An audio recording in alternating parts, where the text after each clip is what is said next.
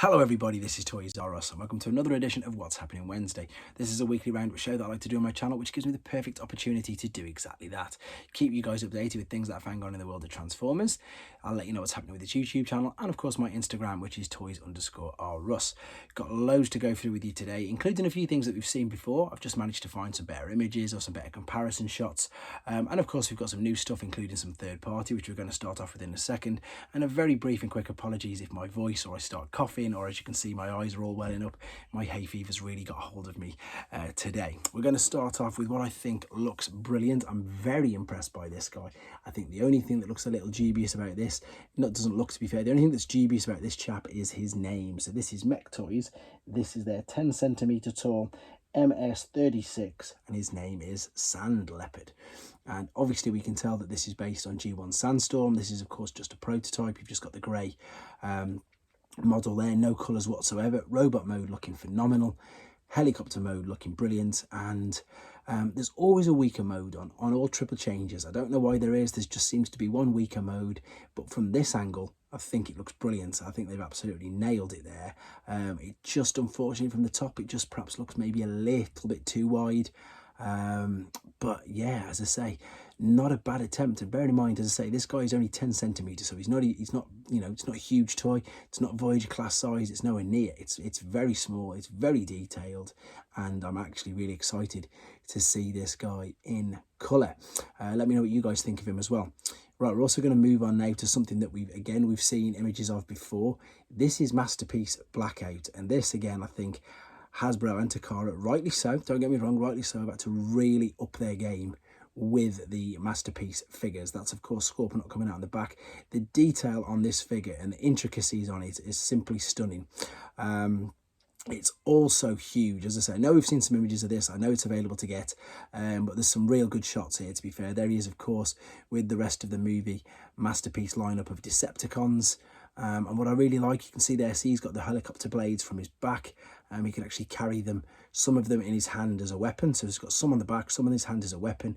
And whether you like the Bayformers movies or not, all this little bit there, all these intricacies when you see him transforming and all the cogs and everything turning around. There's some of the blades on the back. They've really got the detail on it. There's a couple of close-up shots on it in a second, which you can see. Again, the detail in there on the chest, on the face. Again, as I've said, they've really upped their game, I think, with the attention to detail. And that's because purely they've got to. There's so many companies out there now making their own versions of Masterpiece, etc. There's the back of the heel and the back of the leg, so you can sort of see all the inner workings. And rightly so. I think they as I say, they've upped their game. There he is again, holding onto the weapon. I'm so impressed with this guy. It's in fact the only movie Masterpiece figure that I'm excited and I've pre-ordered. I know I got it on a really cheap sale, so I brought the Ironhide one, which of course is a huge letdown and near enough impossible to transform, whereas this guy looks so much better. Right, let's make sure we're going the right way. So we keep coming across. Oh no, we've seen that. And last few images, so there of course is him with Studio Series, etc. You can see the huge size difference and the attention to extra detail. Masterpiece Starscream, Bumblebee and Barricade. I think that's the lot. As I say, if you have a look at the bottom there, you see it says Masterpiece Movie Barricade number 55, so that's at least the minimum amount of shots that they've got on TFW 2005 of this guy. This thing looks amazing. This is DK37. It's the Legacy Laser Optimus Prime upgrade kit. Look at all these bits of here they've got. This makes him look amazing. Wait till you see the end picture in a second. So you can attach some of these things, of course, look, all in trailer and truck mode. Some of them can all be hidden underneath. A lot of it can all be hidden inside the trailer. We've obviously got some gap fillers there on the back of the legs, so you can see the original, and of course in the wrists, and then the upgrades. We've got the huge guns that can be carried under the arms like that. I think that's a great idea, great little touch. We've got the additional parts, which means that you can attach his sword and securely fasten it to the back of him. You can see there on that image at the bottom. And there you go. I was going to say, wait till you see this. That just reminds me of, even though he didn't have that many rocket launchers, I suppose Arnie in Commando, when he goes and gets the rocket launch, and he's just I suppose a force to be reckoned with. And there of course is all the additional bits which just make that base look so much better. It really does look good. Right, that's next thing, again, something that we already know, but for people who haven't seen the video, and I know not everybody jumps on all the videos that I put up, and I am guilty of putting lots of videos up, so I'm just going to very quickly gloss over this. This, guys, is the great news that with the new core class Shockwave figure, with the satellite dish, yes, you are supposed to have him in a spaceship in an alternate mode, but whether it's been intentional or not, but whether this guy's just very cleverly worked out that you can have a cheeky little gun mode as well. So obviously it's supposed to be a spaceship. I've already discussed this, as I said, I'm just going to gloss over it, but you can actually use it as a huge gun, so I imagine it'll be brilliant for putting maybe in Menasau's hand. I'd like to see what that will look like, and yeah, it's nice that we were able to do that. I know we're not allowed gun modes anymore, but it's really nice that they've managed to get that in somehow. Right, moving on. For, again, you lucky guys in America, look, Pluto TV, it is live, it is ready to go. I've got a bit of spiel here from you. This is from tformers.com. I'm not going to read you all of this, but this is what it's saying for you, and I'm proper jealous. The first dedicated Transformers streaming channel, Transformers TV, runs 24/7 continuous live programming on Pluto TV, and the leading free streaming television service for free with over 200 hours of content, including fan favourites. So you're going to get Transformers, you're going to get Bumblebee Cyberverse Adventures, Transformers Prime, Transformers Robots in Disguise, and so much more. So there you go, guys, it's there for you to watch. Transformers TV, Pluto TV. So jealous of you all. Right, moving on. We've got, this is just a very quick image of a Matrix Workshop upgrade kit. This is for Studio Series Bumblebee Movie RC, so of course not Studio Series 86, just Studio Series Bumblebee RC, and again, unfortunately, no images of her actually even holding these. Next thing we've got, this is, and excuse the glare on this because I'm going to show you a couple of things on this. So this is obviously Iron Factory's take on Drift, and its correct name is IFEX 52s, and this guy is going to be available August, and I'm going to show you very quickly as well Iron Factory's Weibo account. So you may hear people refer to the Weibo account. It's so informative, there's loads of things on it. It will automatically translate it for you if you want to. Again, this guy's looking brilliant, isn't he? What do you think? Nice and small, Iron Factory, tiny little figures, super attention to detail, and again, available in August. I'm going to come to that guy in a minute, but I'm just going to come off here and I'm just going to very quickly show you.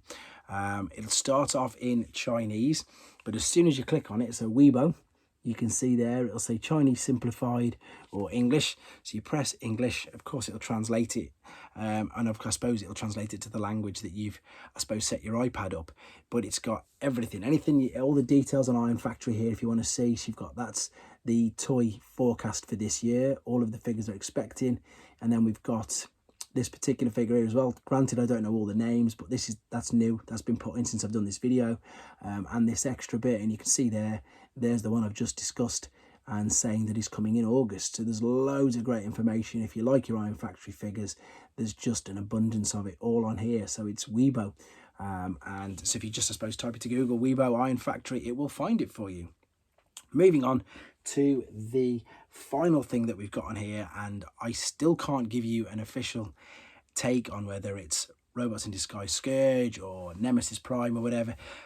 It's looking more likely to be Scourge, but until we get official images, until we get official, I suppose, production shots of it, we don't know. But I've got some more images of it here. All we do know is it's coming out under Legacy as Velocitron, and it is one that, again, I'm super excited for. I haven't even got the original yet. Just some more really good shots of this particular figure, including A, the head sculpt, and then B, with the light piping working, just to show you how that works.